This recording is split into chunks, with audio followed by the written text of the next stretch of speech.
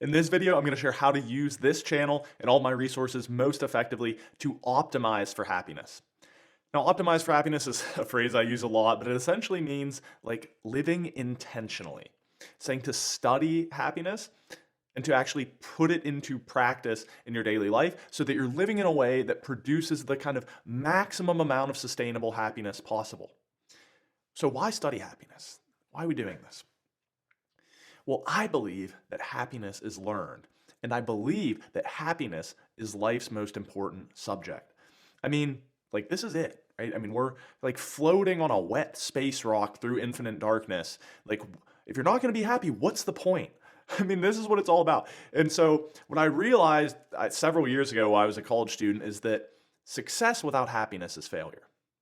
Success without happiness is failure. In fact, it's the ultimate failure. It's like, why'd you bother even doing all that stuff if you weren't going to be happy? So I'll tell you the story of how I realized this, right, and then get into how to use this channel and resources. So back in school, I had a really formative experience my freshman year with a literature professor who asked us to, the final assignment was to write an essay on what it means to be successful. Like, what does it mean to have a successful life? Like, how would you know? And I thought about this for a really long time. And around that time, I read a book where the author said to imagine this. So go ahead and think about this.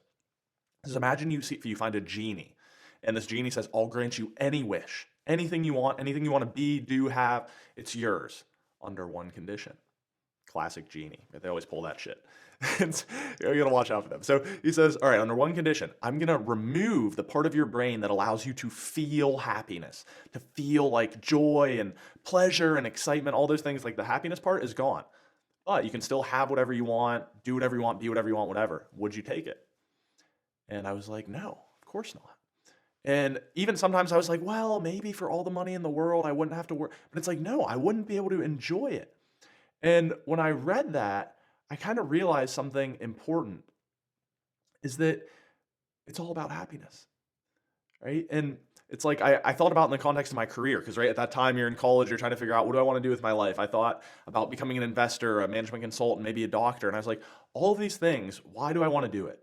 Well, it's like, all right, I want to have a good career, maybe have an impact on people and make money, make a good living so that I can be happy.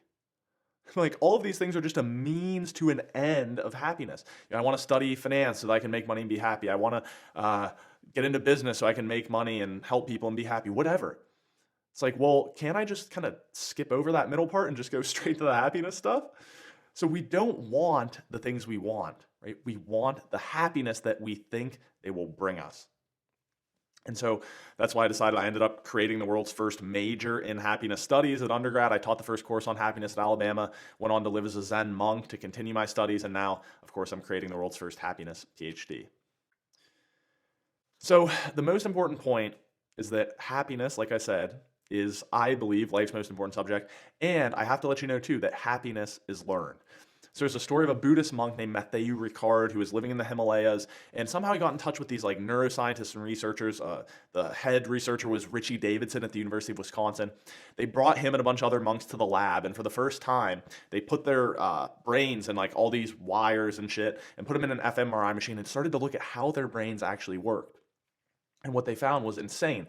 The scientists couldn't believe it, that in all of these different patterns of neurological activity associated with states like joy or compassion or peacefulness, these monks were like off the charts. Insane. And Ricard and the other monks were like, not that surprised. Because they used the analogy. He said, it's like an Olympic athlete. You know, they spend thousands of hours, tens of thousands of hours training for something, and they get really good. He says, as monks, we spend thousands of hours, tens of thousands of hours training our minds and hearts to be a certain way. And so we get really good. And the neuroscientists there, that Western science perspective, and then kind of the Eastern contemplative perspectives aligned. And they said, well, happiness too, happiness and well-being is essentially learned, right? Just like an Olympic athlete trains to get really good at something, you can train your psychological skills and your life conditions to get really good at something. So happiness depends upon, like I said, certain psychological skills or states, as well as certain life conditions and circumstances. So if we study those conditions and circumstances and build those skill sets and then put them into practice, we can be happier. Happiness is learned. And I do a full video on that here where I go in depth on my learned happiness model. That's a great place to start, I would suggest. I'll also include a link down below to my full kind of theory of the learned happiness model. But that is an important founding point. So understanding that happiness is kind of what we really want, and that through intentional study and practice, it can be learned. So my mission is to study the art and science of happiness in order to share practical tools to help you to be happier in life. And now there's a couple ways I do this. So you can watch videos on my channel. A lot of them are breakdowns of kind of science-based tools and research, as well as some kind of life stories and sometimes art or more philosophy type stuff. I publish written resources at studyhappiness.blog, which you can leave an email there and get resources that way, which I include information to down below. And finally, I want to do maybe a minute just going a little bit more in depth on this final piece I'm creating, which is kind of my master theory of happiness, I call it. But what it is a living knowledge base, sort of like an external brain or a happiness Wikipedia that has all these different notes and insights and tools relating to happiness. So take a look at this. Hey, I'm going to give you a quick tour of this theory of happiness, this kind of living knowledge base I've been working on. So how this works is it's a network of notes and resources that are, like I said, an external brain or kind of a happiness Wikipedia. It's based on the Zettelkasten, which you can look into, as well as Auntie Machuska's note writing system. So you find research, references, lessons, etc. And again, the goal is to create this network knowledge base of information. So you can jump in and follow trails of interlinked ideas. You can also follow keywords or tags. So here's an example of a tag. I tag them based on application. So one is like if you're into coaching or maybe like a therapy setting, you can search tag_CT app and jump in. Oh, there's a note that relates to that. And they can read here, okay, to change, you must change identity to change behavior. So to change, we must challenge the stories we tell ourselves about who we are, insert a new set of stories about who we are, then create proof that that's true through small actions. This creates a loop of reinforcing new identity and new behaviors. And then you might say, well, what does that connect to? Well, I see that it has, each of my notes will have these connections here. Say, this relates to the role of compounding in behavior change. So why don't we take a look at that? So compounding is a powerful force if you overcome variance strain. And then I explain here what it means to do compounding both literally and in the lifestyle context.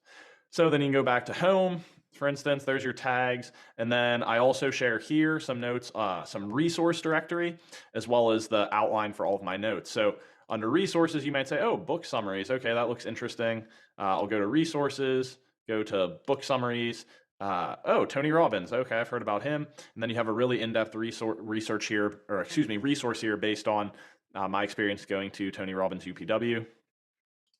Then you can come back here. Again, all these various notes that branch into further notes. The final thing that you may want to check out, I'd recommend the start here with the Learned Happiness Model. In this resource, I give a big overview of my thinking about happiness, kind of a working model, and within it, I include references to other resources as well. So I hope you'll have fun playing around with this and start to see how it works with, for instance, right, within this note even, there's a note on human perception.